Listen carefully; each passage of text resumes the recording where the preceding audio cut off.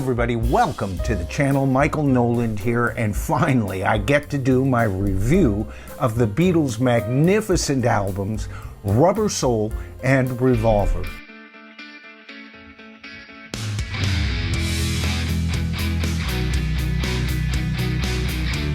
You know, if I'm forced to admit it, these two albums are my very favorite Beatle albums, and I'll explain that in a moment. You know, to me, in my head, these two Beatle albums sit in a particular time period for the Beatles, that mid-Beatle period, as many of us like to call it. Now, that mid-Beatle period didn't start with these two albums. It actually had started with the preceding album before Rubber Soul, and of course I'm talking about Help.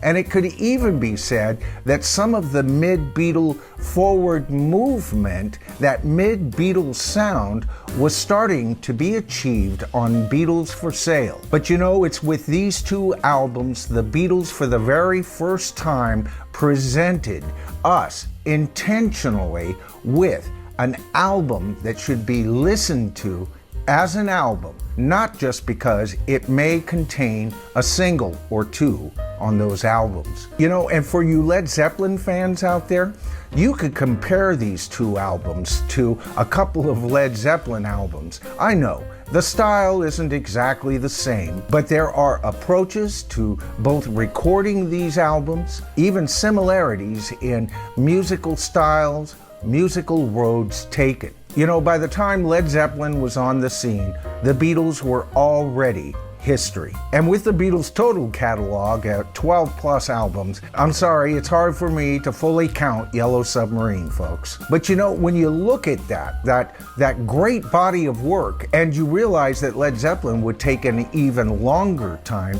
to culminate 8 studio albums at the time when John Bonham was still alive, we see that Led Zeppelin would cover in one album or two albums what the Beatles would in 3 or 4 sometimes. But folks, the patterning of these albums are almost identical. Now let me give you an example of what I'm talking about. And please keep in mind, when we're talking about Led Zeppelin, I'm not going to go in chronological order all the time here, although there is a basic order that is similar to the development of the Beatles and their albums. Okay, so just think of all the territory the Beatles covered in their first two albums, along with their fourth album, Beatles for Sale, and probably about half of the songs on Help. It's in these albums that the Beatles really truly carve out that Beatles sound. Not unlike Led Zeppelin's first two albums. We have that carving out of the Led Zeppelin sound with the first album, and the refining of that sound with Led Zeppelin 2. Very similar to Please Please Me and with the Beatles. In Please Please Me, we have a general idea of what the Beatles sound like. In With the Beatles, that Beatles sound starts to arrive, and if you've seen any of my videos on the Beatles and their albums, I make that point really clear. And with the exception of the album A Hard Day's Night, which is their very first classic as far as I'm concerned, they would continue to develop that sound over 4 full albums. Those albums, of course, being Please Please Me, With the Beatles, Beatles for Sale, and about half of the songs on Help. Interestingly enough, it's on Help where we start seeing the mid-period arise, and a little bit with Beatles for Sale as well, right? Here they're establishing their first real good basic style, much like Led Zeppelin does with their first two magnificent albums. Now, with these two albums, though, the mid-period sound has fully arrived, with, of course, Revolver, where we see the Beatles starting to depart just a bit from this mid-period sound. So if I were to compare these two albums to two Led Zeppelin albums, I see Rubber Soul as Led Zeppelin 3 and Revolver as their magnificent album, their very best album, Led Zeppelin 4, or Zoso, or 4 Symbols. And the reason I say that is it's with Rubber Soul that we see them starting to depart from their original Beatles sound, don't we? Just like on Led Zeppelin 3, Led Zeppelin starts to pepper through the album some nice acoustic blended songs, a clear departure from what they had attained on their first two albums. And with Revolver, of course, we see the full perfection of this entire approach. Just like with Led Zeppelin 4, we see the perfection of everything that came before. Now, don't get me wrong with what I've already said regarding how Revolver is even a more evolved sound. It is, but I gotta tell you, I don't like Revolver any better than I like Rubber Soul. As a matter of fact, Rubber Soul and Revolver are my two very favorite Beatle albums. You know, it's during this period the Beatles have mastered their style.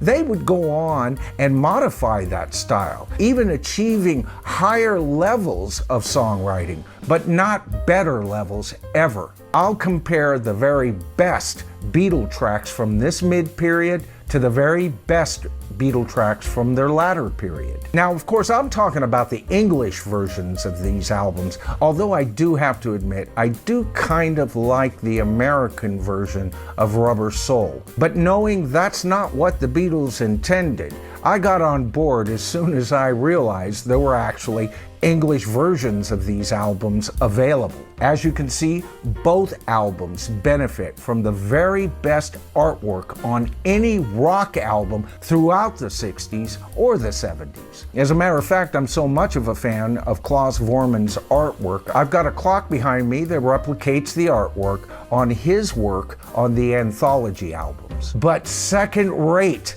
compared to Rubber Soul. This is my very favorite rock album cover of all time. Yes, even over Sgt. Pepper's Lonely Hearts Club Band, and yes, even over the magnificent artwork that I discussed in my last video of Houses of the Holy by Led Zeppelin. Now, why do I feel this way? Well, partly, the Beatles never looked this good ever again in another photograph as far as I can tell. All four Beatles look at their very best, man. And as a young teenage fan, when I saw this album, all I wanted to do was look like any one of the Beatles. I'd be happy for the rest of my life. Of course, the photograph isn't a true representation of what the Beatles actually looked like.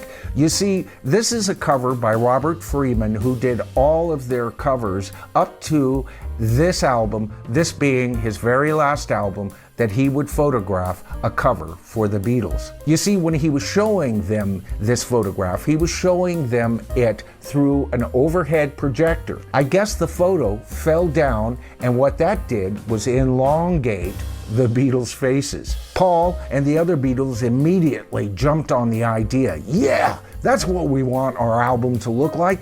That's it, perfect. And so, with a little bit of photography trickery, Robert Freeman shot what is, in my opinion, rock's preeminent rock cover. But once again, just like what I mentioned about Houses of the Holy with Led Zeppelin, this is not an empty promise. This isn't just a great album cover. The material, the songs, the explorations on this album are absolutely marvelous and just as groundbreaking as the changes that Led Zeppelin provided us with their third magnificent album. Now, there's another thing I want to bring out here.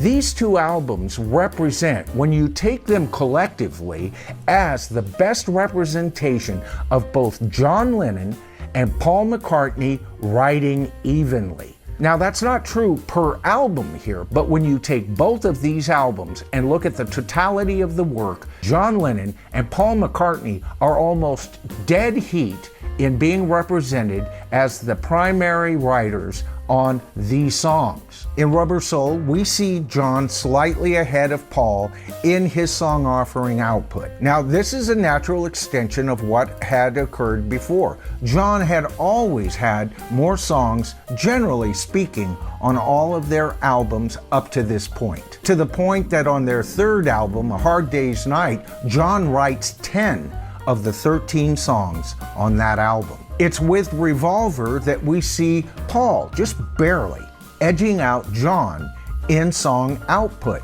Of course, Paul would continue to slightly dominate John from this point on, unless you count their magnificent White Album, where John, once again, I think he provided one more song than Paul, but you know, there is that little snippet of Paul's "Can You Take Me Back Where I Came From?"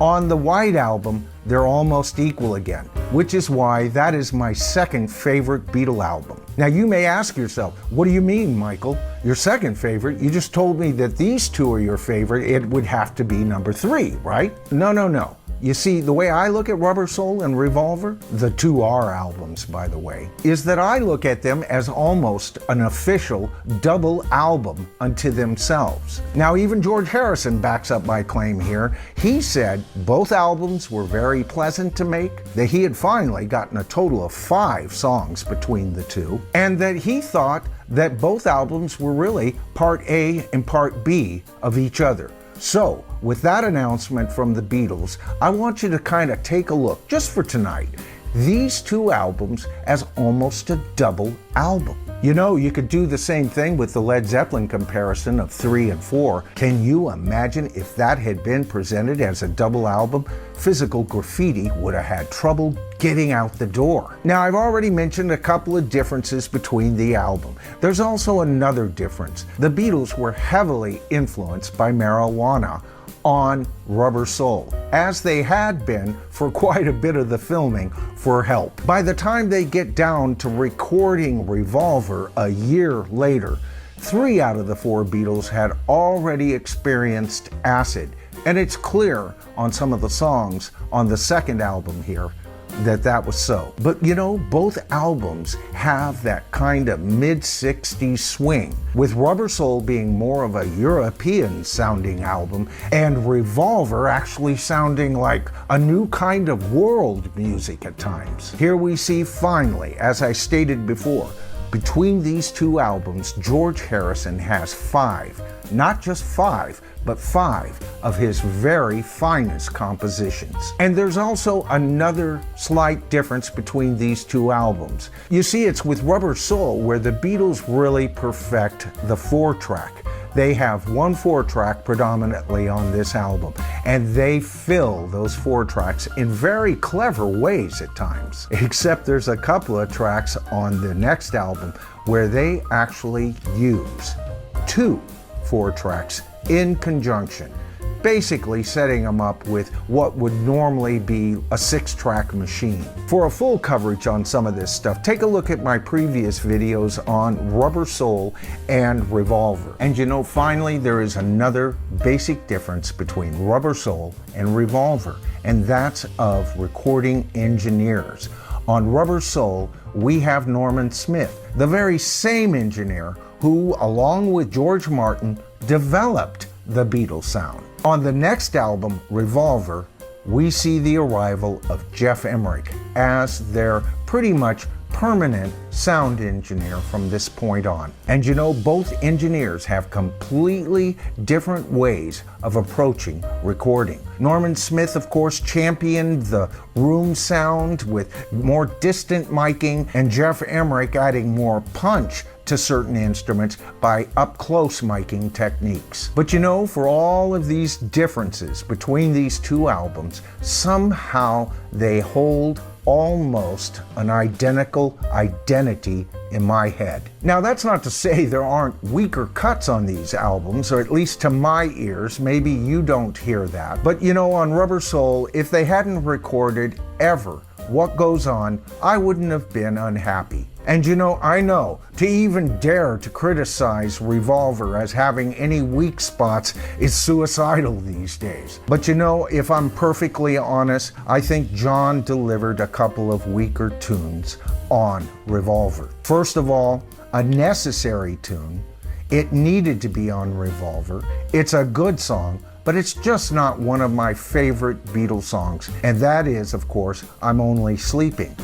Now, don't get me wrong, some of the backwards echoes and everything, and if you're in your right mood with this song, it sounds wonderful. You know, it's just that I think that John Lennon did a much better version of this song on the White Album with I'm So Tired. Now that song sells me. And I know I'm going to get some criticism on this next song that I choose as a weaker cut on Revolver, but I have never liked the song Dr. Robert. Especially when they get into that that whole part. To me, that sounds like they're throwing in a Christmas song in the middle of a song that's talking about a guy that's turning him on to acid. Now, I'm all for the Beatles sounding Christmassy. They are the ultimate Christmas gift every year when I was growing up. But on this track, that part just somehow, I don't know. John sounds a little too tongue-in-cheek on this song. You know, it was right around this time, either with the recording of Rubber Soul or Revolver, that John actually took Paul aside and said, you know, I like your cuts better than mine. And I've always suspected he was talking about Revolver. But you know, if they had even taken those two tracks off the album, I think John is still very well represented on this album. First of all, the magnificent She Said, She Said, based on a very uncomfortable conversation he had with actor Peter Fonda. But you know, it's this song where we see John Lennon at his very best, his free thought grasp of the lyrics. You know, I've talked about how Robert Plant was excellent at this, just developing lyrics almost in a way that he's just expressing the song in the same fashion that he talks. I love that approach to songwriting. And of course, if you've seen any of my videos, you all know that my favorite Beatle track of all time is the magnificent Eleanor Rigby. And you know, talk about free flow lyric writing. Paul McCartney shows that he can occasionally do the same thing himself. How about For No One? On Rubber Soul, John asked, did they tell her that pain would lead to pleasure? Oh, what a wonderful phrase. But what about Paul on Revolver? And behind her eyes you see nothing, no sign of love behind the tears, cries for no one. Wonderful writing. Who says the man isn't a lyricist? But you know, it's this free form type of lyric writing on these two albums that I hear on Led Zeppelin albums with Robert Plant as a lyricist. And don't even get me started about the magnificent Tomorrow Never Knows. What a song. What a recording. You know, it's on this song that Paul went home and did a lot of thinking and came back with a little bag of tape loops that he had developed over previous months, just experimenting with taped sounds. And with these added in to this magnificent song with some very advanced recording techniques and even recording approaches, some of which we covered in my video on Jeff Emerick and his recording techniques of Revolver. But you know, even on Rubber Soul, we hear the Beatles pushing the boundaries, don't we? How about George Harrison's sitar on Norwegian Wood? How about the lyrics suggesting that the character within the song sets the woman's house on fire? A suggestion, by the way, from all people, by Paul McCartney. On both of these albums, we really start to see Paul McCartney opening up and broadening as a songwriter. From Good Day Sunshine to Got to Get You Into My Life, a song he dedicated to Pot, to songs with very serious lyrics concerning what would become eventually his breakup with his longtime girlfriend, Jane Asher. Now, of course, on the first album, we get two wonderful songs by George Harrison, if not dour songs. Think for Yourself and If I Needed Someone. But on both of these songs, we see that George has really starting to arrive as a songwriter here. And this fact only hinted at in the previous Help album. And on Revolver, he gets 3 songs. On a single disc, he would never get this many songs on a Beatle album. Yes, he got 4 songs on the White Album, but that's 2 long player LPs. Actually, if you think about it, that's still his 2 songs per album allotment. But on Revolver, he gets 3 tunes and they're wonderful. First of all, the magnificent Taxman. Here we see George Harrison trying his hand at social commenting, and he does a pretty damn good job, if you ask me. On Love You Too, we see the direction that George Harrison is starting to turn, a direction that we will see very well developed on their very next album, Sgt. Pepper's Lonely Hearts Club Band. And we'll talk about that in future videos. But you know what? On that album, my very favorite cut, it isn't A Day in the Life. It isn't Sgt. Pepper's. It is Within You and Without You. I love this song. And finally, I want to tell you, they used to use a snippet of this recording in the Bay Area on local channels just before showing old movies from the 30s and 40s. They would just have that part where the guitar goes gong dong gong dong gong dong dong gong dong dong. Growing up as a kid, I always thought this song was very, very sophisticated. And you know what? It has an identity all on its own. An identity that George never really further explored. This is one of his songs that he would write, and it would just sit there by itself over the years. And I love it. I've said it before, I almost wish the Beatles had stayed in their mid-period. We would have still gotten amazing songs, brand new songs, and this style, this bit of approach with the Beatles, I just appreciated it so much, I was almost sad to see it go. Almost. Until I heard Sgt. Pepper's Lonely Hearts Club Band.